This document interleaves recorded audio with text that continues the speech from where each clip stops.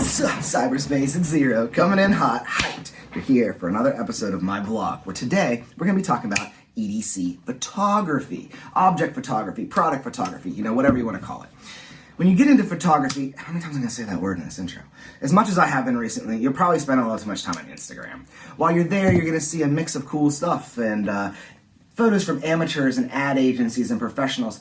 And today, in a more tutorial style vlog, I think I've got some good tips and tricks that I've learned that I can show you on how to become a better Instagram photographer, in my opinion anyhow.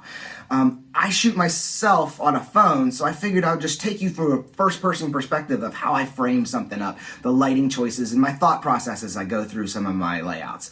I'll show you some tips and tricks with lingo as well, too, like what's a palm dump versus what's a pocket dump, or what's a pocket check.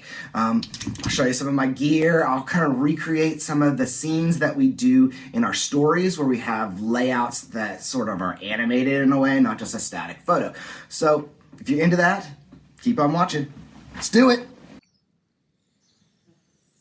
The little details can really make or break a scene. In a case like this, I think this is a pretty good lay, but take a look at this battle scar on my flashlight. You might not like to actually show that off. So, simply rolling it over could be a solution. But in this case, I think if there's a reason that you wanted this side up, flipping it over and just letting the light it's naturally being cast, the shadows from this plant right here, sort of play over there. You almost can't even see that battle scar now. Another thing too is let's show off the depth here on the inside of this omen by turning it just right to find that reflection there. The knife looks nice here, but we could probably get a better angle if we just took something small and sort of raised it up ever so slightly. So just pick something, fit underneath it, and let it angle just a bit. Look at how much more the light is glinting off that now.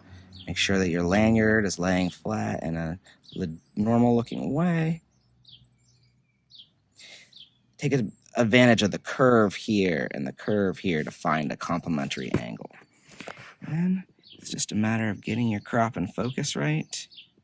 And boom, banger.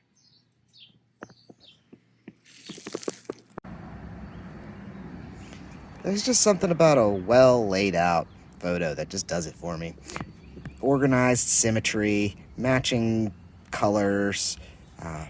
I often start with a top-down flat lay approach like this, and then I try and come at it from a lower angle. I'll try and focus on one object at a time at first.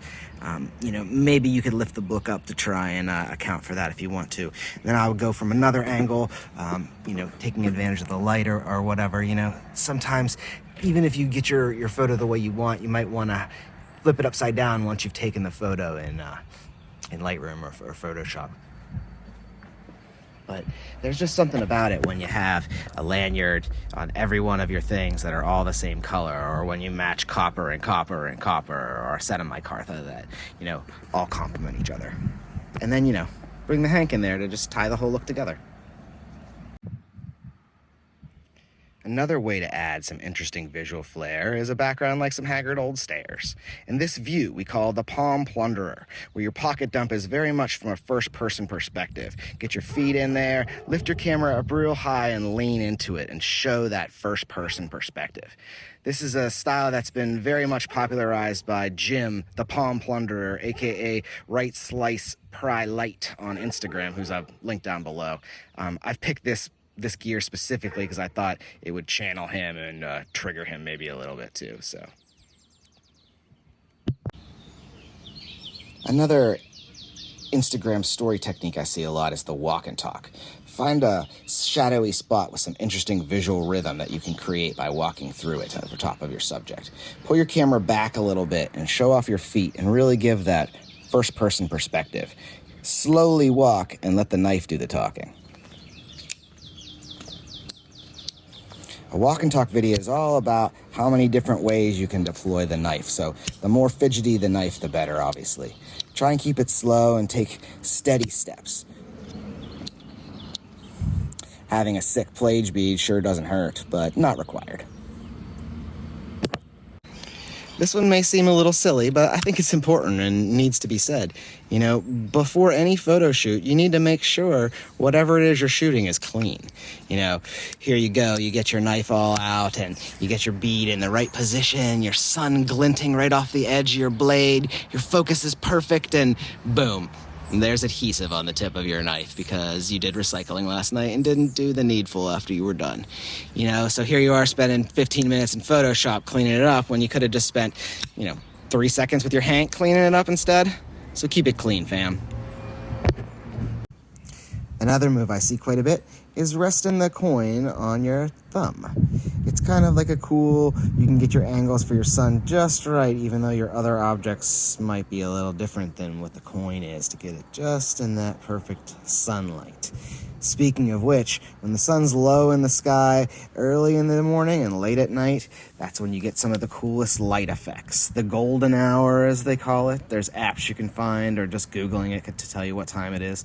But it's a real thing, and it really can affect your photos and can give you some really neat different lighting effects and textures, interesting shadows. It's super easy and common to fall in the trap of, I want to try and put every piece of gear that I actually have on me in the photo. Look at my pen and my wallet and no, don't.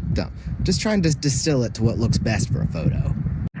I'm not saying it can't be done, because it definitely can, but like a flat lay like this, or like, a pocket dump more than a palm dump makes more sense, I feel like. Another technique I like to employ in my photos is to kind of hang my lanyards right off the edge of something. If you get two that have a similar knot at the end, you can sort of twist your bead to show it off a little bit. Obviously, color plays here. Green on green on green. It may seem a little silly trying to stand the toast up in the flashlight, but for the photo it looks cool. It really shows off the textures and the colors in the micarta. Little extra green on the Hank from the Hulk. I'd probably photograph this from an angle like this, I would say, maybe. The shadows are a little weird. It's late in the day for right now to be taking photos, but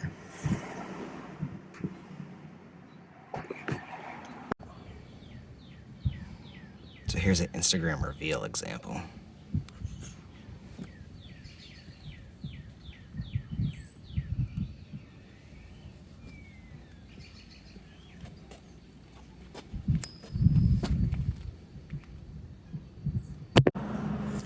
So a lot of times I'll pick a micro environment that I want to shoot on based upon the background. In this case, this moss that I like here that kind of matches this. So we'll start with our knife, and I'll decide if I'm going to open it or close it, get it all cleaned up first, and then set it down the way I like it and try and get it into a good position that I think the lanyard looks nice in comparison to the Hank and all that stuff that looks nice. Next, we'll start adding the other objects, the flashlights, the knucks, the coins, whatever it is. You don't like the first place that you put it. You try turning things a different way. They don't quite end up where you think they should be. You tweak them a little bit. You start seeing things you like. Finally, do your last little adjustments. Get your logos pointed the way you want. Angles just right. And you get a lay that looks good. Next, you get your cropping. This is going to be Instagram. You might have to pick some squares. Otherwise, you might go long ways. I probably would maybe go up like this or come from like a lower angle, potentially like this. Yeah, I think that looks pretty good. So yeah, that's an example of making a little micro environment for your pocket dumps. A lot of people want to keep it real with EDC, and they want to show off their wallet, and they want to show off their keys. That's cool, but you're going to need a key organizer like the Quiet Carry Shorty here. You can show off your multi-tool, but don't fan your keys out in this. Don't show your house key. Don't show your car key, because there really are a finite number of keys available that people can copy. If you want to show your wallet off, just make sure your ID number or your license number is not showing. Your name, your address, your credit card number, people can really do damage with that. So, have fun with all this stuff, but be smart and be safe. Color matching is important, but I feel like color matching with the background is equally as important. So let's take a look at just a simple setup here with a Hank and one color object. And we'll take a look at it with a tan background. We'll take a look at it with some grass. We'll take a look at it with some gravel. Find a good light down here. And then we'll take a look at it here by this bush. Now, which one of these do you think looks the best? I mean, obviously it's a matter of personal preference and everyone's opinion is going to be different, but I feel like this bush that has its subtle tint of blue to the greens really plays off the Marauder here, Skelly Vamp. So I think picking a background that's complementary is important.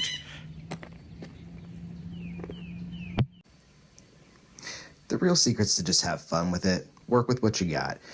Whatever gear it is that you have, whatever background it is that you have, try and find a thing that looks cool and photograph it. You know, lay your arm down as far as you can. You know, stretch your fingers out their maximum way. Find some different weird lighting angles. You know, use a flashlight on your flashlight. There's lots of things that you can do, and there's lots of things that you can try, and, you know, tons of things I didn't say in this video, but just some ideas to get you going. Whether it's a palm dump or a pocket dump, whether you're doing pocket check videos, hopefully some of these tips have helped.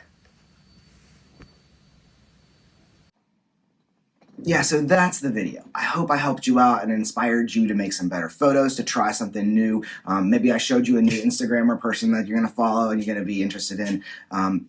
I've really been inspired by photography and videography lately. I've always wanted to be an artist, and I realized at a young age that all you have to do is make art to be an artist. So take a photo, make a video, you become an artist by creating art. No one can take that from you. Maybe you're not a professional artist, but that doesn't matter at the end of the day, right? Art is art.